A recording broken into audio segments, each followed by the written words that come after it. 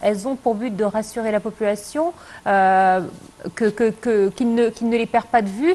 Est-ce que c'est pour que justement les projets ne prennent pas de retard et qu'ils se fassent régulièrement? On le sait tous, dans n'importe quelle entreprise, lorsque le directeur fait des inspections, les employés se mettent au travail beaucoup plus rapidement et beaucoup plus efficacement. Est-ce que c'est le but justement de ces visites périodiques? Absolument. Et puis, encore une fois, c'est pour faire sentir à tout le monde que le président est près d'eux.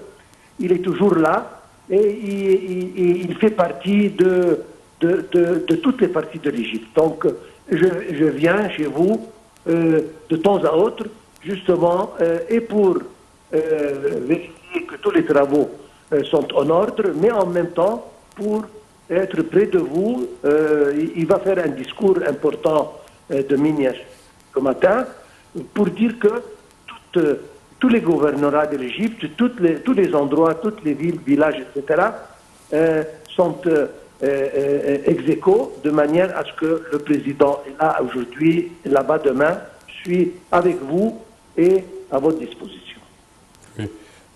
Docteur Raouf, quand on parle du poids de la Haute-Égypte dans l'économie égyptienne, on parle à peu près de la moitié de la superficie, même plus que la moitié de la superficie de l'Égypte. Oui. Oui, absolument. C'est une zone très importante.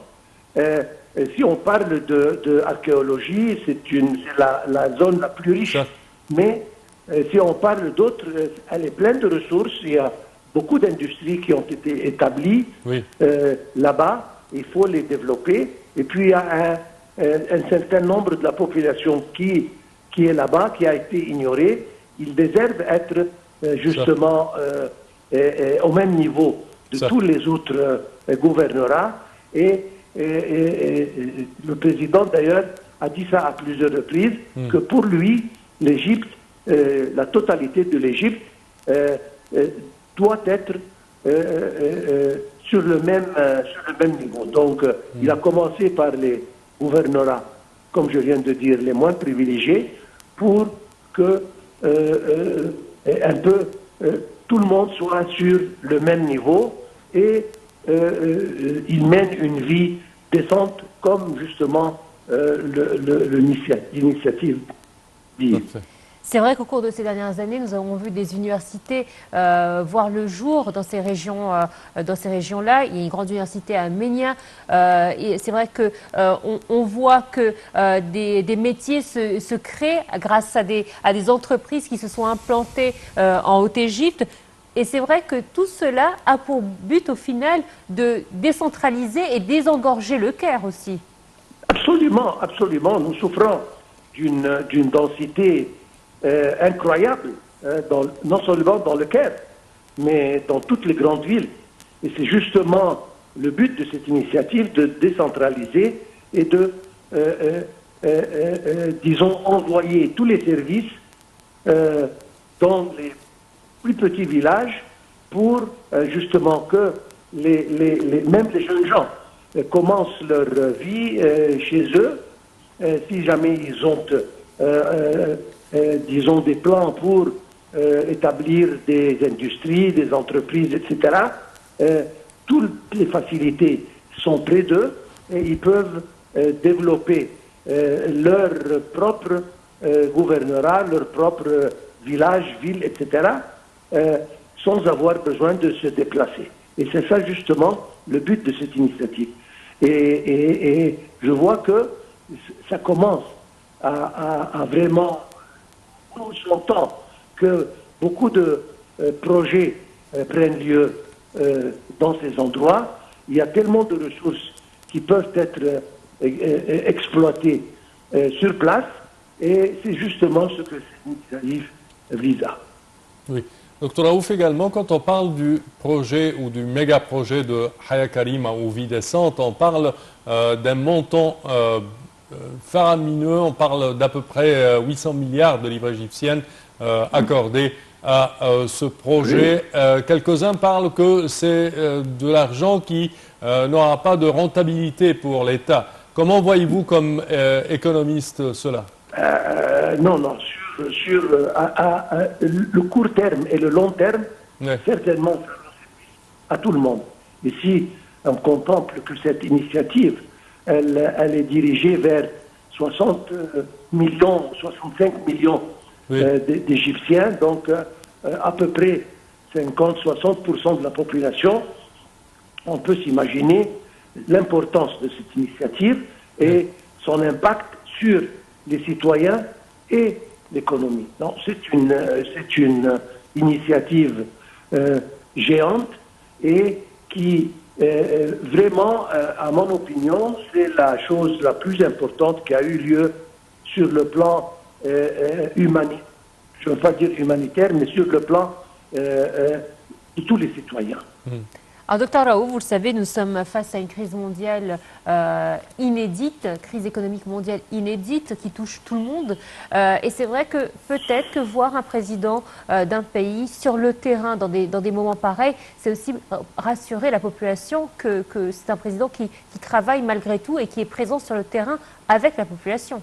Absolument, absolument. D'ailleurs, le président faisait ça avant les crises. Il était toujours près de son peuple. Et il fait ça justement. Certainement, quand il y a des crises, comme vous l'avez bien dit, très graves, il est encore plus important de faire sentir à tout le monde que malgré ces défis, je suis là et je continue à être là pour faire le mieux. Parfait. Docteur Raouf, comment voyez-vous également l'entreprise de plusieurs méga-projets tels que Vie Décente et autres méga-projets, surtout avec les axes routiers et le réseau routier en Égypte, sa rénovation, pour l'économie égyptienne? Est vital, c'est-à-dire pour se développer, il faut infrastructure. Nous étions un peu en arrière sur ce plan. C'était une des priorités du président de développer l'infrastructure. Nous avons vu les miracles qui ont eu lieu sur le plan énergie, sur le plan voie routière, voie ferrière, etc., nouvelle ville. Donc ça, c'était le commencement. Et puis, il s'est dirigé vers les citoyens eux-mêmes avec cette initiative qui vise à la personne égyptienne. Donc c'est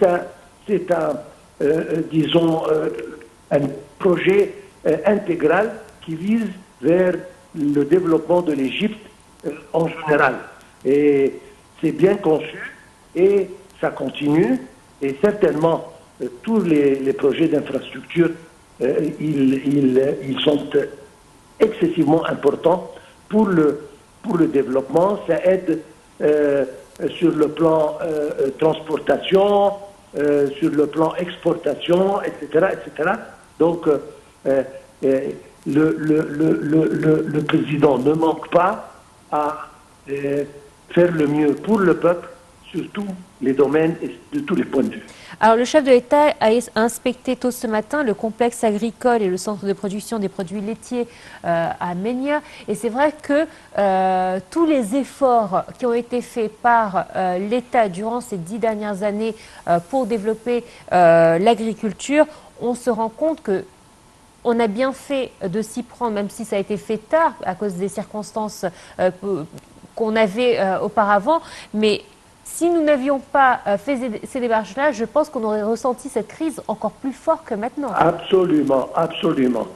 Et justement, on doit apprendre de ce genre de crise qu'on doit dépendre sur soi-même.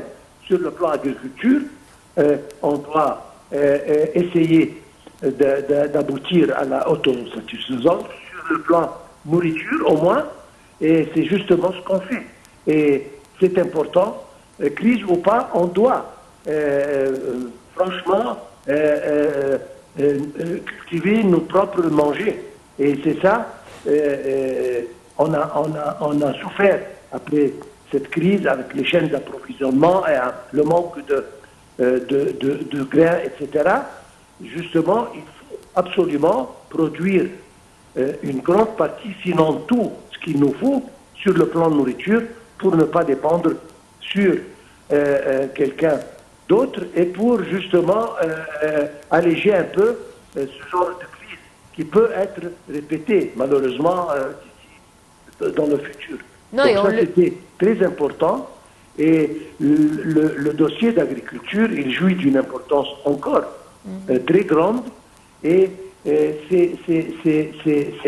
c'est important d'augmenter la superficie agricole, même utiliser et rationaliser les méthodes d'irrigation, etc., pour en profiter le plus de ce secteur, qui peut être une base pour une grande industrie et exportation. On l'a vu de toute façon, les produits égyptiens, que ce soit les légumes ou les fruits, on les voit à peu près partout dans le monde actuellement. C'est ça, la qualité est très supérieure et il y a une demande très grande sur ces produits dans tout le monde. Et non seulement exportation, mais on peut ajouter une valeur et transformer ces produits bruts en produits finis ou semi-finis pour encore enrichir l'économie, certainement.